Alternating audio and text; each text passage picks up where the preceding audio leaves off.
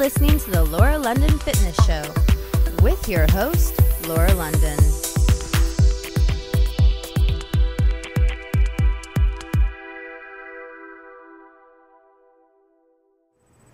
Hi everyone, I'm Laura London and welcome back to the Laura London Fitness Show.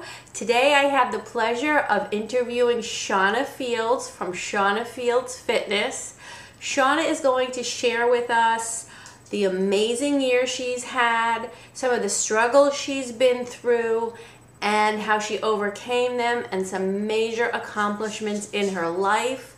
Shawna is very near and dear to me. She's a fusion sister, and I love this girl. She is full of energy, full of life, and has so much to share with everyone. So let's get to this interview, and let's welcome Shawna Fields.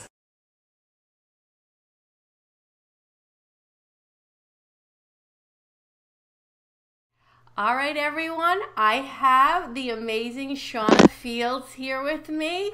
Shawna, thank you so much for being on the Laura London Fitness Show. Thank you for having me. I'm super excited. I'm so happy. We've got so much to talk about and so much to share with everyone. So let's get started. I'm going to give you your first question. Okay. I know that you have had an amazing year this year with lots of great things happening. Why don't you tell everyone kind of how you got into fitness and your fitness journey, where it all started? Okay, so my family is mixed. My grandfather was into bodybuilding, and my father was overweight. And I tended to gear towards my grandfather and my mom's side, where she's really into health. She's into vitamins, nutrition. She's read every book you could possibly think of. And I would say when I was about 15, all these guys always liked my best friend. They never liked me. And I was like, that's it. I'm going to start working out because I don't want to feel like this about myself anymore. So I got on the Nordic track and I never got off. And I remember the Nordic track. Yeah, I did all the home videos, Jazzercise, Susan Powder DVDs, Jane Fonda, you name it. And I always had been interested in martial arts, and I could never find the one that I really liked.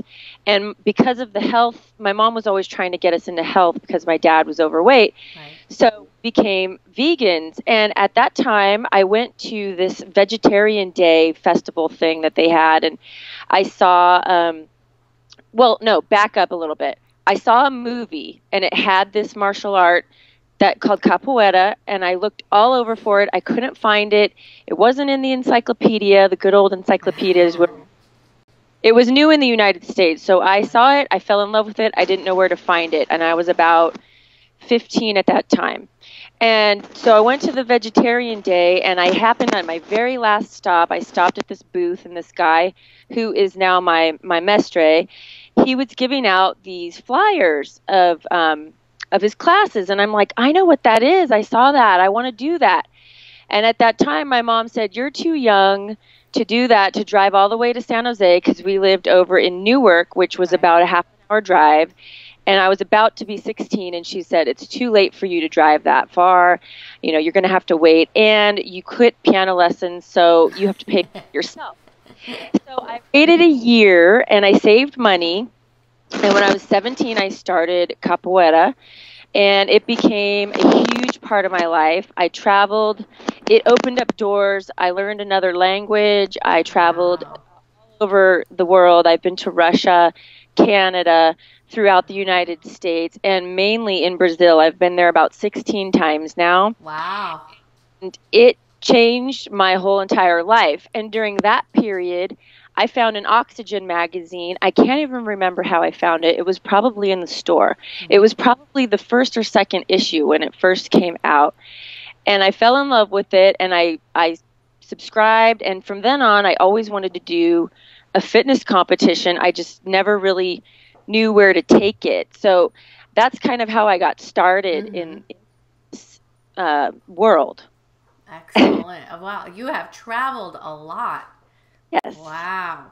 Well, I know that you had some struggle, so we kind of heard how you got into fitness with the capoeira and wanting to get into fitness competitions, but there were some things that were holding you back.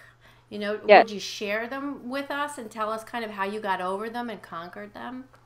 Yeah, so I remember specifically when I was about 21 years old, I realized I had OCD, but I didn't really know. I hadn't been diagnosed until years later. I knew I had that problem. I started being really afraid of germs, and I've been a hairdresser for years, and I was washing my hands to where they were bleeding. And mainly, my biggest germ issue was not wanting to eat chicken, of all things. I was afraid of chicken, and even to this day, I won't eat it if someone else makes it. I have to make it. It's still a little bit part of my life. And so it was holding me back because there's certain, you need a certain amount of protein. And I had mentioned I was a vegan, but I stopped being a vegan in my early 20s because I felt like I didn't have enough energy for the type of martial arts that I was doing. So I added gradually back in tuna and things like that. In order to get my body to look like it does now, I really needed a lot of food, and I needed protein from food, not just from supplements. So it held me back a lot. I had some therapy, and I realized I was never going to get rid of this problem. I had to learn how to work with it. So I learned how to make those weaknesses my strengths. So I prepare my food ahead of time, but eating it often has definitely helped me not be so scared of it anymore.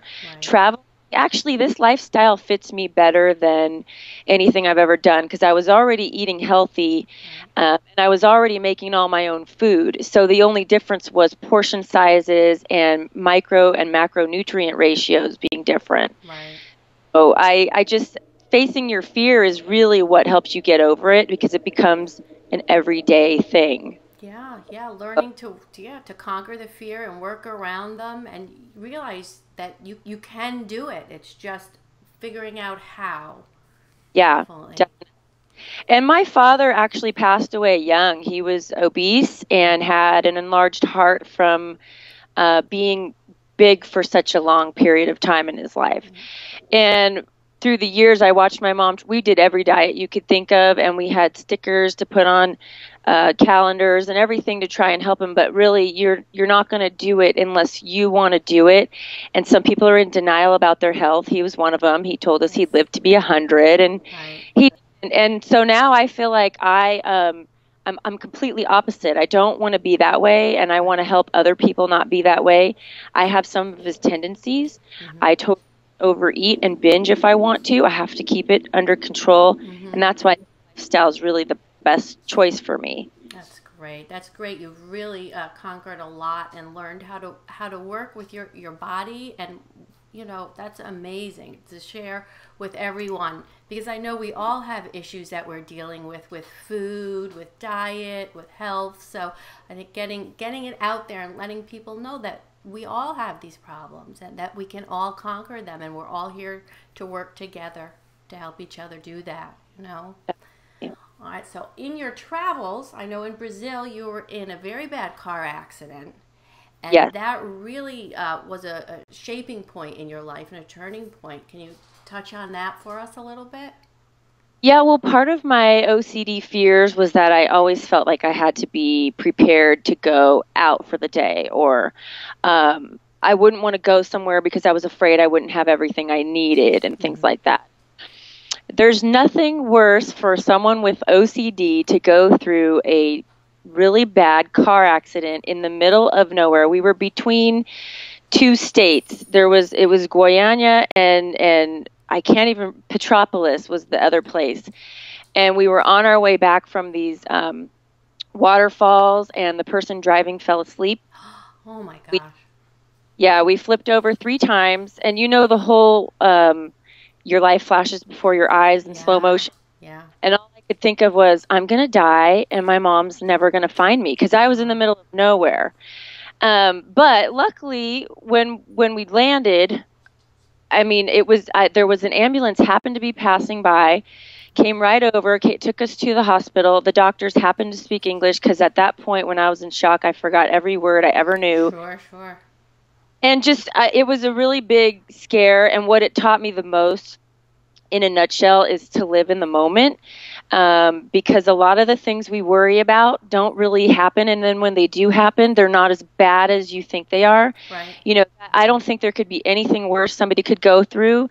And I went through it and I'm fine. And I made it home and everything like that. So it taught me like, oh, you know, if your friend invites you to go do something, go do it, you know, and live in the now basically, and to really go for your dreams, because you only have one life and it is very short and it could be over before you know it. That's so true. I actually have a scar on my leg that reminds me of that all the time. It reminds me of how short life is, and I've grown to love it because it's something that it's a part of my life. That whole thing happened. It scared my family, and but I did it on my own. I was down there on my own, and I came back on my own, and I'm fine. Wow. So, I mean, time it's your time, but you really got to live and do your passions. You got to live your passion. Yeah, and I think a lot of us, we get so comfortable in life and we kind of stay in this little box. But I tell people, step out of that box every once in a while, because it's so much fun. You know, cross that line. You don't know what you're missing until you actually just go for it and do something that maybe you wouldn't normally do, you know? It's definitely true. You actually said that to me. I could tell the story of how I met you, actually, because last year, you know, Jennifer Nicoli is one of my favorite people. And I reached out to her, and my sister and I created this JNL week, and we sent it to her and did this whole, we did a blog post and a video and some stuff. And she asked me to interview her on her podcast. And I was like, I couldn't breathe. I couldn't talk. I was freaking out. And after that came up, you actually emailed me and let me know who you were and how you had met her and how she'd impacted your life. And you had that one saying that said, follow your dreams because you never know where they will take you. And that really stuck with me, because since then it's been a whirlwind of what's gone on this last year. After I met you, on the email, this was all through the power of the internet. Right. And then went to Florida. I got to meet you and JNL in person. Yay! Totally led to the DVD filming, which honestly, I really believe in the law of attraction, because everybody that got asked to be on that was a JNL Fusion Master Trainer. And I wanted to apply for being a trainer, but I thought you had to be a personal trainer first. So I didn't. So I watched everybody from afar, and I was like so jealous, like, oh my God, everybody's getting certified except for me. But I had already had a trip to Florida planned for like a few weeks after that, or a month after that, or something like that. So when I went and met you guys in person, I still didn't think anything of, I didn't even know what was going on with that DVD. And I came home and I saw Misty had posted that she got chosen. Right. And I like, oh my gosh, she's choosing people. It's not just going to be her and Uni and Willie. I have to, you know, I have to be in this. I got to be in this, you know. So I was visualizing it, and I told my sister, I want this more than anything in the whole wide world. And she's like, well, then email her. And I'm like, oh, she's got to know. She's got to know I want it. She's like, she's too busy to know if you want it or not. And I went to sleep, and I couldn't sleep, and I kept visualizing it. You know, my eyes were all shut, and I couldn't, you know. I woke up the next day, and I emailed her, and within a couple hours, she said, you're in. And I felt like I was so excited. I almost didn't believe it. I didn't tell anybody because I didn't want to jinx it. Right. And I felt like, oh my gosh, this is happening because of the law of attraction. Because if I hadn't met you guys and went and did everything the way it happened, all in order, it never would have happened. Right. And it was the best thing ever. Yeah. I mean, it's out on the market and people don't know what's going to happen. It's going to be amazing. It's going to truly. the whole experience, I mean, we can't even put into words what an amazing experience it was, but it was an honor to be included in those videos. And you're right, when they hit the TV and the airwaves, oh my gosh, people are going to be amazed at these videos, how great they are at melting the fat and just kicking your butt. and they get to see us on them.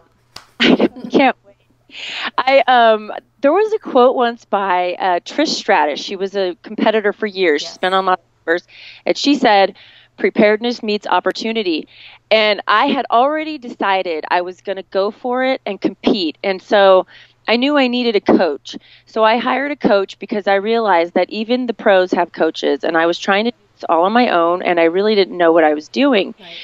So I hired my coach, which is what led me to Florida. But because I was already training for my show, I was in shape and ready to do the DVDs. Okay. And it was a couple weeks after that I took my first step on the stage, which was amazing. I totally loved it. I'm going to do it again. I love having a goal.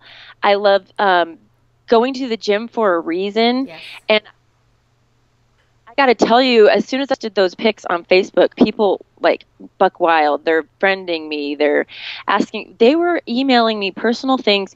I hear personal things every day in the chair. People were emailing me like really big skeletons in their closets about like their life and stuff. And I thought, wow, this is like one show. What's going to happen when I do more or I step out there and do more? Right. You're inspiring people. They see you out there. They want it, and they want to ask the questions and get the knowledge from you because you've been there and you've done it.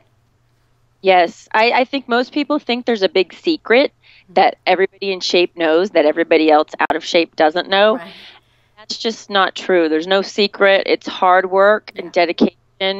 It's getting up every day at 5 or 5:30 in the morning if that's what your schedule has to do, and doing it even if you don't want to. Yep. So I've learned some serious good life lessons from fitness. Definitely. I always say fitness makes you stronger in every area of your life, not just in the gym. You know? Yeah, definitely. All right, so let's tell everyone where they can find you on the internet. Okay, well, I have a website. It's shaunafieldsfitness.com, or you can go to facebook.com/ShaunaFieldsFitness and like my page, and that's where I'll be posting all my updates. I also have some other e-programs that my sister and I did. You know, we like to call ourselves happiness experts. They are. And have a website called it's called yourhappyplace.info. And we also have a website called toolkitforabetteryou.com, in which we made a whole program on helping people find their true authentic selves and really learning to live their dreams and I'm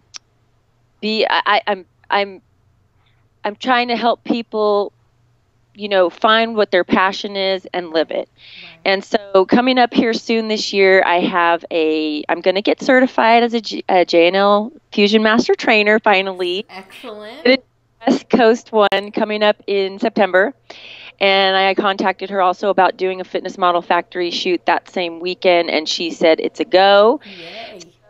I'm excited about that, and I'm training to compete again in October. I'm trying to decide if I'm going to do a local one or if I can get on a plane and get over there to the Fort Lauderdale Cup. Ooh, that'd be nice. Yeah, that would be really cool. I would love to do that because I love Florida. Everybody there knows it. Yeah, we love when you come to Florida. Oh, wow. Well, definitely keep us posted on your competing schedule. The world will want to know now. And thank you so much for sharing everything that you did with us today. It was very inspirational. Thanks for having me, Laura. Everybody out there, Laura is amazing, and everybody who sees her falls in love with her. And I got clients in love with her. I mean, like, they're just talking about you all the time. Wow. You're just bigger and better as every day goes by. Thank you, sweet. Just spreading the love. That's all I'm doing. Right. All right. And I wish you were here. I'd give you a big hug, but thank you so much. And we will see more of Shawna, so keep looking out for her. Bye, Shawna. Bye.